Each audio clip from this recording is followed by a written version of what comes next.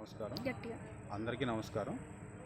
మన జగన్మోహన్ రెడ్డి గారు 2024 ఆయన రీసెంట్గా రిలీజ్ చేసిన మేనిఫెస్టోలో యువతకి సంబంధించి ఎన్నో లబ్ధి కోరే అంశాలు అందులో చాలా ఉన్నాయి. ఇంతకుముందు 2019లో కూడా యువతను ఎంతో ఎంకరేజ్ చేశారు. దాని నిమిత్తం కూడా మన ఆయన సచివాలయం జాబులు క్రియేట్ చేయడం అయితేనేమి, దాదాపు 1,35,000 జాబుల వరకు ఆయన సచివాలయం అనే ఒక పోస్టులు క్రియేట్ చేసి వాటిని పర్మనెంట్ కూడా చేశారు. అదేవిధంగా సచివాలయం సంబంధించి వార్డు వాలంటీర్లు అని చెప్పేసి దాదాపు 2,66,000 వాలంటీర్లు కూడా ఆయన తీసుకుని వాళ్ళ గౌరవ వేతనం ఇచ్చి ఎంతోమంది చదువుకున్న యువతకి ఉద్యోగం లేని వారికి నిరుద్యోగులకి ఆయన చాలా మంచి అవకాశం కల్పించారు.